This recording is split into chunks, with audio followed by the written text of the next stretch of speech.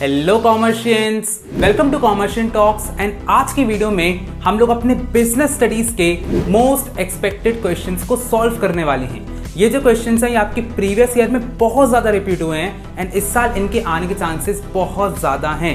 इसी के साथ साथ मैं आपको बताऊंगा कि आपको आंसर्स को लिखना कैसे है, साथ ही साथ कितना लिखने पे कितना नंबर मिलता है। ये सारी चीज़ें आज हम लोग डिकोड करने वाले हैं। तो अगर इस वीडियो को मिस किया तो बहुत कुछ मिस कर दोगे। चलो यार जल्दी से वीडियो को स्टार्ट करते हैं, इन सारे कॉन्सेप्ट्स को समाप्त करते हैं। तो अब हमारा सबसे पहला मोस्ट इंपॉर्टेंट क्वेश्चन यहाँ पे आता है केस स्टडी का। तो यहाँ पर सबसे पहले हम लोग लास्ट लाइन को पढ़ेंगे, जैसा कि मैं आपको हमेशा बताता हूँ कि explain the two principles of management that had been discussed here. तो आपके दिमाग में अब सारे प्रिंसिपल्स ऑफ मैनेजमेंट चलने चाहिए। तो यहाँ पर देखो थोड़ा सा ही ऊपर में देखता हूँ तो यहाँ पर मुझे फ्यूल का नाम दिख गया है। तो फ्यूल से मुझे 14 प्रिंसिपल अब यहाँ पर मेरे दिमाग में घूमने लगेंगे।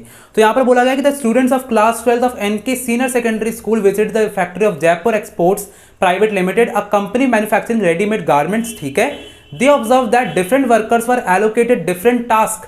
Different workers with different task like cutting the fabric as per specifications, stitching dresses, pressing, putting buttons, ironing the finished dresses, packing them and putting labels. The CEO told the students that this results in efficient and effective output. They also observed orderliness in the factory as there was a fixed place for everything and it was present there. तो हमको दो principle of management यहाँ पर बताना है। तो देखो directly अगर मैं देखता हूँ तो यहाँ पर एक ऑर्डर लाइननेस जैसा ही एक कीवर्ड मेरे दिमाग में आता है। तो मैं सबसे पहले प्रिंसिपल ऑफ ऑर्डर में मेरा दिमाग चलेगा।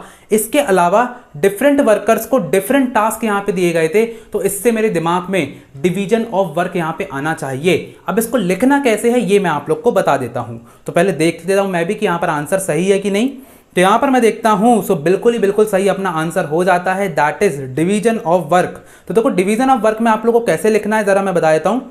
सबसे पहले आप डिवीजन ऑफ वर्क की यहाँ पर डेफिनेशन दोगे, इसके अलावा उसका कोई भी एडवांटेज या फिर कोई भी फीचर यहाँ पे दे दोगे। तो जैसे कि उसको करने से यहाँ पर स्पेशलाइजेशन आता है तो आप वो लिख सकते हो।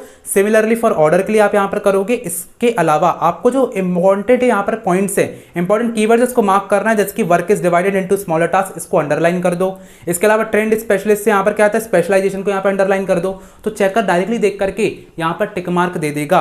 हाफ मार्क्स फॉर आइडेंटिफिकेशन मिलेगा, 1 मार्क्स आपको एक्सप्लेनेशन का यहां पर मिलेगा। टोटल नंबर आपको 3 यहां पर मिल जाएंगे। तो क्लियर है बात, 1.5 नंबर के दोनों यहां पर हो जाते हैं।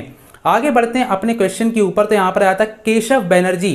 तो यहां पर लास्ट ऑप्शन को देखता हूं तो स्टेट 3 इंसेंटिव्स। बेटा फाइनेंशियल और नॉन फाइनेंशियल इंसेंटिव्स बहुत ज्यादा इंपॉर्टेंट हैं, मेरी बात को रख लो, इसको जरूर करके जाना। यहां पर जाता है he believe that if needs of the employees are taken care of, the employees take good care of the customers in the company, various benefits are provided to the employees to help them meet their medical and housing needs. तो perks यहां पर दिए जा रहे हैं जितना मुझे याद है। While in job it is also providing benefits like gratuity at the time of the retirement. तो आपको प्रोविडेंट फंड यहाँ पर रिटायरमेंट बेनिफिट सारे दिए जा रहे हैं। The employees are provided various opportunities to attend skill development programs to improve their skills and promote the higher level. तो यहाँ पर बेसिकली हमको बताना है कि कौन कौन से 3 इंसेंटिव हैं। तो पर्क्स और एक और मैंने आपको बताया अभी, दैट इज कि मेडिकल बेनिफिट, और इसके अलावा मैंने रिटायरमेंट बेनिफिट बताया। इसके अलावा एक और देख लेते कौन सा होता है। सो यहाँ पर सबसे पहले परक्यूसेट्स वही होता है, पर्क्स ही होते हैं। तो यहाँ पर आपको बहुत सारे दिए जाते हैं, रिटायरमेंट बेनिफिट्स और करियर एडवांसमेंट अपॉर्चुनिटी। ये 3 चीज़ें यहाँ पर बताई गई हैं। तीनों को आपको आइडेंटिफाई करना है प्लस एक्सप्लेन कर देना है। देखो बेटा ये जो आपको मैं मार्किंग स्कीम दिखा रहा हूँ ये ऐसी चीज़ बताता है अपन को जो कि आपका चेकर आपके आंसर शीट में ऐसे देखेगा, ऐसे लगा करके अच्छा ये मिल गया तो ठीक है। तो आपको ये वर्ड्स तो बहुत अच्छे से यूज़ करना है। इसके अलावा अपने वर्ड्स भी यहाँ पर यूज़ कर सकते हो, जरूर नहीं कि यही वर्ड्स यूज़ करना है, बस ये वर्ड्स को थोड़ा सा ना अंडरलाइन कर देना ताकि यहाँ पर अच्छे नंबर आपको मिल जाएं। चलो भैया आगे बढ़ते हैं। तो यहाँ पर जाता है explain vestibule training, method of training. तो मैंने आपको हमेशा बता करके रखा है method of training, specially vestibule आपको यहाँ पर एमसीक्यू भी मिल सकता है और यहाँ पर आपको बड़ा क्वेश्चन भी यहाँ पे मिल सकता है। बेनिफिट्स ऑफ ट्रेनिंग बहुत ज्यादा आया था, तो बेनिफिट्स ऑफ ट्रेनिंग आपको यहाँ पर कर लेना है। ये मैं ऑलरेडी अपनी प्रीवियस वीडियो में करवा चुका हूँ। तो यहाँ पर आगे बढ़ते हैं। तो आगे बढ़ते हैं तो यहाँ पर आता है state 3 points of importance of financial planning. अच्छा फाइनेंशियल प्लानिंग की इंपॉर्टेंस बेटा आ जाती है। तो फाइनेंशियल प्लानिंग यहाँ पर फाइनेंशियल जो मैनेजमेंट चैप्टर है उसमें अपन को अच्छे से कर लेना है। State any 3 factors that determine the required of fixed capital of a company. Requirement of fixed capital आ जाता है, पर इससे ज्यादा चांसेस आपके रिक्वायरमेंट ऑफ वर्किंग कैपिटल है। तो आपको वर्किंग कैपिटल ज्यादा अच्छे से करके जाना है, वो ज्यादा मैंने देखा है आ जाता है उसके फैक्टर्स, स्पेशली एमसीक्यूज और बड़े क्वेश्चंस में भी। तो आपको यहां पर एक बार मैं बता देता हूं, तो वेस्टिब्यूल ट्रेनिंग तो आप लोग आराम से कर दोगे। बेनिफिट्स ऑफ ट्रेनिंग भी आप लोग बता दोगे, बस यहाँ पर अंडरलाइन करना बेटा मत भूलना, वरना यहाँ पे दिक्कत कर दोगे। अगर मैं आपको यहाँ पर फाइनेंशियल प्लानिंग के 3 पॉइंट्स बताता हूँ, तो अब जैसे कि यहाँ पर इन लोगों के पास ज़्यादा बड़े पॉइंट नहीं थे, तो इन लोगों ने क्या किया, it helps in forecasting, forecasting के नीचे आपने अंडरलाइन कर दिया।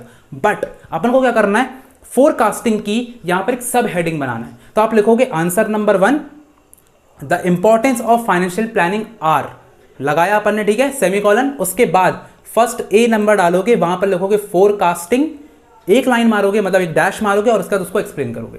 नेक्स्ट पर आप बताओगे अवॉइडिंग बिजनेस शॉक्स, जो कि अपना होता है, तो यहां पर बिजनेस शॉक्स को यहां पर आपने सब हेडिंग बनाया, उसके बाद फिर उसका पैरा लिखा, छोटे छोटे 3-4 पॉइंट लिख दोगे, दैट्स ऑल। यहां पर ज्यादा ही भी एक्सप्लेन नहीं करना है, थोड़ा बहुत एक्सप्लेन किया गया था, मैंने जितनी भी टॉपर की आंसर शीट भी आपको बताई है, 3 नंबर आपको यहां पर फ्री के मिल जाते हैं। क्लियर है बात? चलो भैया आगे बढ़ते हैं। तो यहाँ पर नेक्स्ट क्वेश्चन हमारा आ जाता है, दैट इज कि यहाँ पर पूछा गया है कि state the 4 steps involve in the process of choosing the best candidate out of the number of prospective candidates for a job. तो यहाँ पर वही है भैया, सिलेक्शन प्रोसेस आपकी सबसे ज़्यादा आती है, तो सिलेक्शन प्रोसेस को अच्छे से यहाँ पे कर लेना है। State any 4 benefits of internal source of recruitment. Internal source of recruitment आपको पता ही होता है, पर उतना ज़्यादा नहीं आता है, ठीक है। तो यहाँ पर ऐसा है कि ये ऐसे क्वेश्चंस होते हैं कि एक बार आ गए तो आ गए। तो यहाँ पर वही है, सिलेक्शन प्रोसेस के आपको स्टेप्स बहुत अच्छे से कर लेना, इस पर एक क्वेश्चन आएगा ही आएगा आपको। तो preliminary screening, selection test, employees interview, reference and background test, तो यहाँ पर हर चीज़ वही करना है, एक्सप्लेन कर देना अच्छे से, दैट्स ऑल। 4 बेनिफिट्स बताना इंटरनल सोर्स ऑफ रिक्रूटमेंट के, तो यहाँ पर भी सेम चीज़ है कि एम्प्लॉयज मोटिवेटेड रहते हैं, सिंप्लीफाई कर देता है प्रोसेस को, ज़्यादा पैसा नहीं लगता है, तो कॉस्ट में यहाँ पर जो रहता है चीपर रहता है, टाइम ज़्यादा कम कंज्यूम करता है, यही सारी चीज़ें आपको बता देना है। आगे बढ़ते हैं, तो यहाँ पर आपका वही एक चीज़ आ गई, explain any 2 points describing the relationship between planning and controlling. तो अभी 1-2 में तो आ रहा है क्योंकि सेट सेम होते हैं, सेट यहाँ पर अपन लोग 2023 के देख रहे हैं, बाकी एक बार देख करके चले जाना, ठीक है। बाकी आपकी जो कंट्रोलिंग चैप्टर की बात करूँ तो उसकी जो प्रोसेस है वो सबसे ज़्यादा इंपॉर्टेंट है, क्लियर है बात, और उसकी इंपॉर्टेंस भी। अब यहाँ पर अपन चलते हैं नेक्स्ट केस स्टडी के ऊपर, तो यहाँ पर फिर से बलविंदर की यहाँ पर बात कर रहे हैं, तो यहाँ पर leadership style very very important यहाँ पर टॉपिक हो जाता है। तो यहाँ पर देखते हैं, he gives order to his subordinates and expect that they obey those orders, he does not consult nor encourage them to participate in the decision making. तो हम सब लोग जानते हैं कि ऑथोरिटेरियन टाइप ऑफ लीडरशिप ये हो जाती है। तो कैसे इसको लिखना है एक बार जल्दी से बता देता हूँ, इसकी मार्किंग स्कीम भी। तो यहाँ पर सबसे पहले ऑटोक्रेटिक लीडरशिप पे चलते हैं, तो नंबर 1 आपको नंबर यहाँ पर मिलेगा, यहाँ पर आइडेंटिफाई करने का, जो कि हमने सही किया था, ऑटोक्रेटिक लीडरशिप। इसको एक्सप्लेन करने का आपको 3 नंबर यहाँ पर मिलने वाला है। तो यहाँ पर अच्छे से आपको जो है 3 मार्क्स में इसको एक्सप्लेन करना, तो 3 पॉइंट्स आपको देने पड़ेंगे। मैंने बता दिया है, सब हेडिंग से लिख दोगे, अच्छे नंबर यहाँ पे मिल जाएंगे। इसके अलावा आप चाहो तो जैसे कि सब हेडिंग से नहीं लिखना चाहते हो, तो इसी के आपको क्या करना है, जो फीचर्स इंपॉर्टेंस है उसका ऐसा माइंड मैप बना देना है 3, या फिर ऐसे टेबल, ऐसे टैबुलर फॉर्म में 3 बना देना और फिर उसको एक्सप्लेन कर देना है। इससे बेटा प्रेजेंटेशन अच्छा होता है, नंबर ज़्यादा अच्छे मिलते हैं। Business studies is all about presentation. आगे बढ़ते हैं, अपना आइडेंटिफाई करना है फाइनेंशियल डिसीजंस को। कैसे आइडेंटिफाई करोगे, बहुत ही ज़्यादा ईजी है।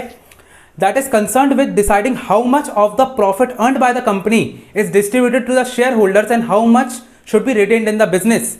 Also state any 3 factors affecting identified decision. ये बेटा एक स्टेटमेंट बेस्ड क्वेश्चन है, इसमें आपको बताना है ऐसा कौन सा डिसीजन होता है जिसमें हम कुछ पैसा अपने पास रखते हैं, कुछ शेयर होल्डर्स को देते हैं।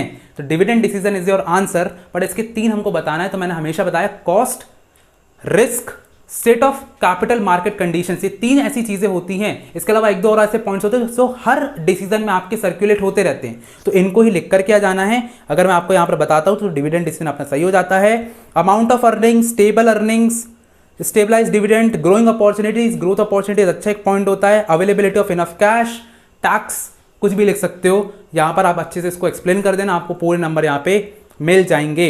इसके अलावा आगे बढ़ते हैं, तो जेनिथ मॉल के बारे में बात किया गया है, पर उससे भी ज़्यादा इंपॉर्टेंट है कि identify and state the financial decision involve here. तो जेनिथ मॉल जो है वो यहाँ पर शॉपिंग वॉपिंग कर रहा है। The management of Pinnacle group has decided to open a new branch of mall in the Pune. The decision is very crucial for the management and it involves huge cost. समझ गए होगे कि इन्वेस्टमेंट डिसीजन की यहाँ पे बात की जा रही है, उसी के हमको फिर से फैक्टर्स बताना है, तो आप लोग उसको बता सकते हो। आगे बढ़ते हैं, रजनीश की बात यहाँ पर की गई है, लेकिन उससे पहले which consumer dispute redressal agency that Rajnish यहाँ पर जो है अप्रोच करेगा। तो भैया जितनी भी रिड्रेसल है आपकी, चाहे आपकी डिस्ट्रिक्ट हो, नेशनल हो, सुप्रीम कोर्ट हो, स्टेट हो, हर किसी को अच्छे से यहाँ पर करके जाना है। तो यहाँ पर अपन को देखना पड़ेगा कितने का हुआ है। तो यहाँ पर रिलीफ ऑफ 2 लाख रुपए का वो लेने के लिए गया है, तो ऑफकोर्स ये बात है डिस्ट्रिक्ट यहाँ पे होगा। तो जल्दी से इसका आंसर अपन लोग देख लेते हैं। सो यहाँ पर ओके, सो यहाँ पर डिस्ट्रिक्ट वाला होगा जैसा कि हमने बोला, और फिर उसी के आगे क्या अपन को क्वेश्चन दिया गया है, तो if Rajnish is not satisfied with the order of the above agency where he can apply, तो यहाँ पर डिस्ट्रिक्ट के बाद वो स्टेट कमीशन में अप्लाई कर सकता है। स्टेट 2 रिलीफ, तो क्या रिलीफ इसको मिलेगा, तो रिलीफ ऑफ कंज्यूमर जो है वो एक बहुत ही इंपॉर्टेंट टॉपिक है जो कि आपको यहाँ पे आ सकता है। I hope I am clear. चलो यहाँ पर आगे बढ़ते हैं। अब नेक्स्ट क्वेश्चन अपना यहाँ पे जाता है कि explain any 3 points that highlight the importance of management. पता है तुम लोग को इंपॉर्टेंस ऑफ मैनेजमेंट। इसके अलावा explain the following techniques of scientific management. तो प्रिंसिपल ऑफ मैनेजमेंट से एक 6 नंबर का क्वेश्चन मैं बहुत ज्यादा देख रहा हूं। इसके अलावा डायरेक्टली हमको पूछा जा रहा है, तो भैया यहाँ पर आप मेरे से बोलोगे कि ऐसे बता दो इंपॉर्टेंट पॉइंट जो कि हमको याद करना है प्रिंसिपल ऑफ मैनेजमेंट के, तो वो थोड़ा सा मुश्किल हो जाता है क्योंकि यहाँ पर कुछ भी पूछ लेते हैं। एक सेट में कुछ पूछ रहे, एक सेट में कुछ पूछ रहे हैं, इसलिए सारे पढ़ के चले जाना, एक बार जल्दी जल्दी रिवाइज करके चले जाना। इसको कैसे याद करना है वो मैंने अपनी एक्रोनिम वाली वीडियो में बता दिया है, तो उसको जल्दी से देख लेना।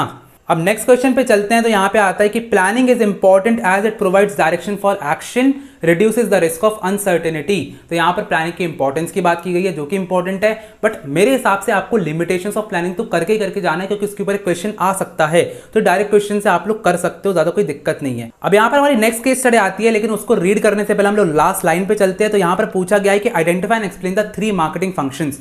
तो इसको करने के लिए आप सबसे पहले अपन चलते हैं ऊपर, तो मार्केटिंग के फंक्शंस बताने हैं। तो सबसे पहले it offers a wide variety of parathas and sandwiches packed in a special container which are designed and developed by them to keep the food hot and fresh. तो यहाँ पर पैकेजिंग की बात की जा रही है। तो पैकेजिंग आता है आपका ब्रांडिंग के अंदर, तो उसकी बात की जा रही है। तो ये आप बता सकते हो कि पैकेजिंग की बात की जा रही है तो ब्रांडिंग होगा। इसके अलावा considering the tough competition the prices have been reasonably low. तो यहाँ पर प्राइसिंग की बात की जा रही है, तो प्राइस आपका जाता है क्योंकि ये लोग अट्रैक्ट करना चाहते हैं लार्ज अमाउंट ऑफ कंज्यूमर्स को। इसके अलावा the owner of Nirmal Singh spends huge sums of money to put a large hoardings and kiosks in the twin city. Basically marketing यहाँ पर प्रमोशन की बात की जा रही है। The firm is performing various marketing function to achieve objective. तो यहाँ पर तीनों चीजें आपको अच्छे से एक्सप्लेन कर देना है। आंसर यहाँ पर मैं आपको बताया था, तो सेम वही चीज बताई गई है। ब्रांडिंग, पैकेजिंग, प्राइसिंग और प्रमोशन, यहाँ पर 4 चीजें यहाँ पर बोली गई हैं, पर इसमें से आप एनी 3 लिख सकते हो, कोई भी 3 चीजें आप यहाँ पर बता सकते हो। That's it. चलो आगे बढ़ते हैं। गवर्नमेंट ऑफ इंडिया जो है यहाँ पर उसकी बात की जा रही है। तो यहाँ पर फंक्शंस ऑफ मैनेजमेंट बताना है और यहाँ पर रिमेनिंग स्टेप बताना है। ये चीज आपका होमवर्क है, इसको आपको करके मुझे यहाँ पर कमेंट सेक्शन में आंसर बताना है। तो फाइनली हम लोग ने अपने most expected questions and topics की वीडियो को कंप्लीट कर लिया है। अगर आप लोग ऐसी और वीडियोस चाहते हो तो मुझे कमेंट सेक्शन पर जरूर बताना और लिख देना भैया और वीडियोस चाहिए है। तो यहाँ पर अगर वीडियो पसंद आई हो तो लाइक करो, सब्सक्राइब करो, कॉमेंट करो, ज्यादा से ज्यादा शेयर करो ताकि सबकी हेल्प होती रहे। मिलते हैं अगली वीडियो में, तब तक के लिए ऑल द बेस्ट।